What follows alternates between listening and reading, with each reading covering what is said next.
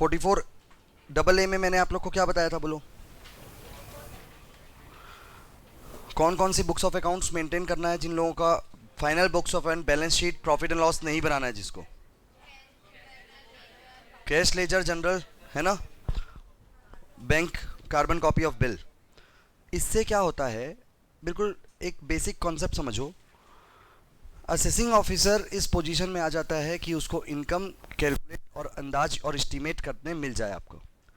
भाई अल्टीमेटली ये होता है, देखो सिंपल सी बात है, प्रैक्टिकली बहुत विजन को ब्रॉड करके अपना ये सोचें तो income tax department is for collection of tax and the public is to give tax. ये बेसिक ब्रॉड कॉन्सेप्ट है ना। इनकम टैक्स डिपार्टमेंट को जो पब्लिक ऑनेस्टली रिटर्न फाइल करके टैक्स पेमेंट कर देती है उनका चेक करना होता है कि सही किया कि नहीं, और जो असेसी रिटर्न फाइल नहीं की और इनकम जनरेट कर ली उनको पकड़ना होता है जा करके कि भैया इसमें टैक्स आपको लगेगा विथ इंटरेस्ट और पेनाल्टी। ये दो ही चीज़ बेसिक ऑब्जेक्ट हुआ। अब इनकम टैक्स डिपार्टमेंट के पास कुछ ना कुछ तो वेपन होगा ना, कुछ ना कुछ तो अथॉरिटी होगी, प्रोसीजरल होगा, वरना हफ्ता वसूली हो जाएगा ऐसे में। तो जब जिसकी इच्छा हुई जिसके पास चले गए और पैसे वसूल लिए, है ना।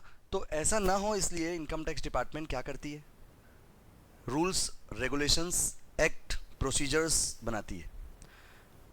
ये रूल्स रेगुलेशन क्या कहता है कि जो पर्सन एक लेवल के ऊपर के हैं उन लोग भैया बुक्स ऑफ अकाउंट भी रखो, बैलेंस शीट बनाओ, प्रॉफिट एंड लॉस बनाओ, ऑडिट कराओ, सब कुछ करो, टॉप लेवल। क्यों? They are capable enough to pay and to bear the cost of the same.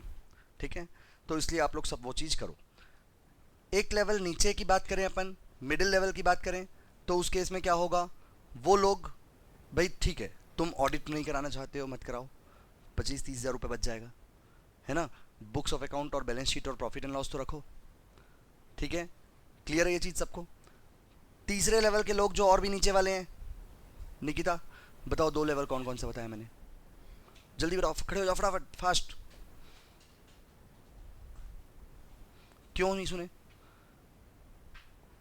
वो एक स्टूडेंट ने मिस्टेक किया, ब्रेक का काम अभी 5 मिनट में किया, तो उसके कारण क्या आप लोग 7-8 लोग डिस्टर्ब हो जाओगे।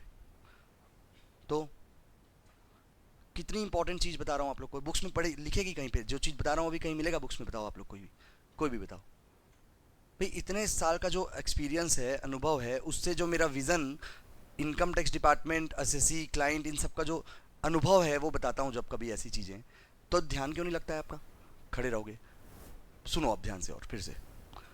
इनकम टैक्स डिपार्टमेंट के द्वारा पब्लिक को 3 पार्ट में अलग अलग क्या किया है, बांटा गया है।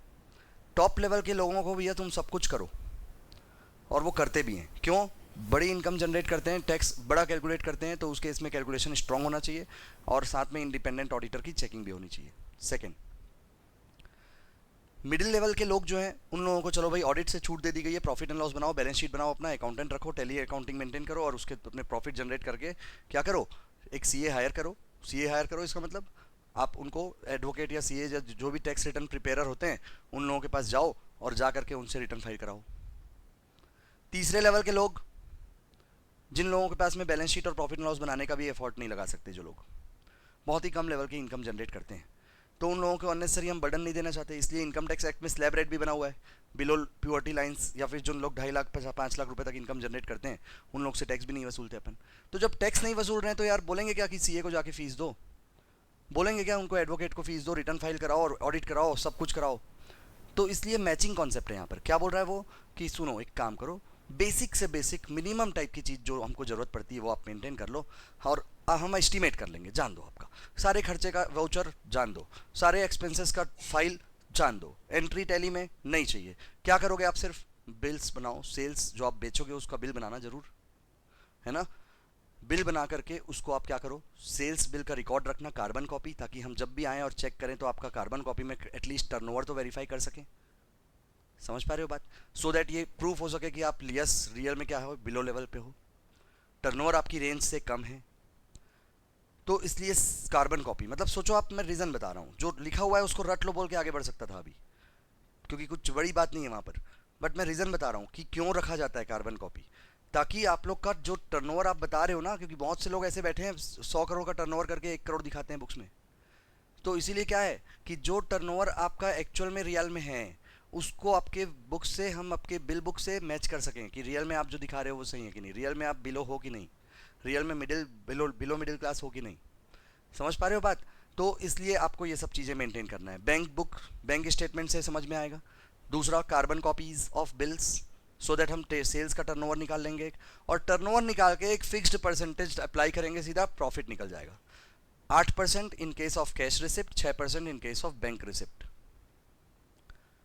इससे क्या हो रहा है, इससे मैं तमाम टाइप के जितने भी vouchers, expenses vouchers and all maintain करने की बातें सोच रहा था, कर रहा था, वो सब कुछ नहीं करना पड़ेगा आपको। हम ये मान रहे हैं कि नॉर्मल लेवल के बिजनेस में उतना एक्सपेंसेस तो होता है, अब उतना हो चाहे ना हो आपका फॉर्चुनेट है, आपका फॉर्चून है। हम क्या कर लेंगे, सिर्फ आपका, यदि आप बैंक से करोगे ट्रांजेक्शन सारे सेल्स के रिसिप्ट रिसीव करोगे तो हम 6% मान लेंगे आपकी इनकम। समझ पा रहे हो बात सभी? और यदि आप क्या कर रहे हो बोलो, कैश से ट्रांजैक्शन करोगे तो हम 8% इनकम मान लेंगे। इसका मतलब अपोजिट देखें तो हम 92% और 94% आपको एक्सपेंसेस की छूट अप फ्रंट दे रहे हैं विदाउट एनी सपोर्टिंग एविडेंस। बात समझ में आई क्या बोल रहा हूं? क्लियर है? इसका मतलब क्या हुआ, प्रेजेम्प्टिव टैक्सेशन हुआ। ये प्रेजेम्प्टिव मतलब हम प्रेज्यूम कर लेंगे कि आपके टोटल सेल्स का 8% का प्रॉफिट आपने निकाला और उस प्रॉफिट के बेसिस पे आप रिटर्न फाइल कराओ, 1000-2000 रुपये लगेगा, रिटर्न फाइल करा करके साल भर में आप फ्री हो जाओ, नो एनी एडिशनल एक्सपेंस। और उस इनकम पे टैक्स यदि आ रहा है तो बताओ, जैसे मान लो 20 लाख रुपए का टर्नओवर फिक्स हुआ तो 8% कितना होगा उसका, 1,60,000। 16 कौन बोल रहा था? क्यों? 1,60,000 रुपए की इनकम पे टैक्स लगेगा क्या? नहीं, रिटर्न फाइल करो आप, बस फ्री हो जाओ, क्या प्रॉब्लम? ठीक है, तो ऐसे इसलिए सेक्शन बनाया गया 44AA। स्पेसिफाइड प्रोफेशंस के लिए अलग कर दिया गया कि भैया नहीं नहीं नहीं, प्रोफेशनल के लिए तो हम 92% डिडक्शन नहीं दे सकते, 50% काफ़ी है। क्यों? आप लोग को तो कुछ खर्चा ही नहीं लगता है यार, आप लोग ना गुड्स परचेज करके लाते हो ना उसको बेचते हो, कुछ भी नहीं करते हो, आप सिर्फ अपना समय, इवन ऑफिस में भी नहीं बैठते हो, आपके स्टाफ काम कर लेते हैं। एम आई राइट रॉन्ग? तो इसका मतलब क्या हुआ कि हम आपका पूरा पूरा 92% नहीं देंगे, हम 50% ही खर्च देंगे। आपको क्या करना पड़ेगा, जितना भी आपका ग्रॉस रिसीट है, देखो word use gross receipt not turnover, turnover नहीं करते हम, कोई चीज़ को लाकर बेचेंगे तो टर्नओवर होगा, है ना। ग्रॉस रिसिप्ट का 50% हम इनकम मानेंगे, आपको उस पर टैक्स पटाना पड़ेगा, that's it. Isn't it? Clear हुआ बात? सबको समझ में आया? तो इसका मतलब प्रोफेशनल्स टाइप के जो लोग होते हैं, जो सर्विसेज प्रोवाइड करते हैं, जो गुड्स नहीं बेचते, उन लोगों को क्या किया जाता है बोलो, उन लोगों को टैक्स प्रेजेंटिव टैक्सेशन में 50% माना जाता है स्पेसिफाइड प्रोफेशंस के लिए। क्लियर? उसमें रूल 8% और 6% का नहीं लगा सकते, क्यों? They are not selling the goods, purchase करने के लिए कोई गुड्स की ह्यूज कॉस्ट नहीं लगती है उनको। तो 92% का एक्सपेंसेस किस बात का, ऑफिस लगती है, थोड़ा सा रेंट लगता है, कंप्यूटर पेरिफेरल्स स्टाफ, उसके ऊपर खर्चा ही नहीं है यार। इसीलिए तो इतना भेजे हैं आपके पेरेंट्स आपको यहाँ पे सीए प्रोफेशन, सीए में सीएस करने। समझ पा रहे हो बात? क्यों? क्योंकि आपको परचेज करने का लफड़ा ही नहीं रहता है। सोचो आप उन लोगों के ऊपर क्या बीतती होगी जो ज्वेलरी शॉप में रहते हैं, करोड़ों रुपए का स्टॉक पड़ा रहता है दुकान में और उसका न्यूज़पेपर पढ़ते हैं कि इसके यहाँ चोरी, उसके यहाँ डकैती। अपने को कोई प्रॉब्लम है क्या? जितनी ऑफिस चाहे खोल लो, लॉक भी मत लगाना, भूल जाना कभी, कुछ प्रॉब्लम ही नहीं है। समझ पा रहे हो बात? क्यों? टेबल चेयर लेके जाएगा चोर। सोचो आप, इसलिए तो इतनी मेहनत कर रहे हो अभी आप 3-4 साल, ताकि उसके आगे की लाइफ जो है बहुत अच्छा से क्या हो जाए, टेंशन फ्री हो जाए। गलत बोल रहा हूँ, सही बोल रहा हूँ? तो फिर इसलिए मेहनत करके अपने आप को क्राउड से ऊपर उठाना है कि नहीं उठाना है? क्लास में ध्यान से बैठना है कि नहीं बैठना है? बैठो। हाँ, ठीक है, चलिए। क्या बोला मैंने अभी? सेक्शन 44AA में 3 कैटेगरी कर दिया। सर्विस प्रोवाइडर्स के लिए 50%, बिजनेसमैन जो बैंक से रिसीव करता है उसके लिए 6%, और जो कैश रिसीव करता है उसके लिए 8% इनकम प्रेज्यूम कर लिया जाएगा। उसके बाद आप रिटर्न फाइल कर लेना। सो आप किस चीज़ से बच गए? पूरी complete books of accounts, balance sheet, profit and loss, ये सब बनाने से बच गए। और उसके बाद ऑडिट का तो सवाल ही नहीं उठता। सोचो आप, ये सब बुक्स ऑफ अकाउंट नहीं बनी तो ऑडिट किस बात का? डन। तो इस तरीके से ऐसी बात हुई। अब एक और सिंपल सा रूल कि प्रेजेंटिव टैक्सेशन करने वाला पर्सन भी यदि ये बोले कि नो नो नो, मेरा 8% का इनकम नहीं है सर, मैं तो बहुत होलसेल डील करता हूँ, काफ़ी लम सम में बड़ी क्वांटिटी में गेम करता हूँ, और इसलिए क्या होता है, मेरा इनकम मुश्किल से 1% भी नहीं है और खर्चे कट जाते हैं अलग। ठीक?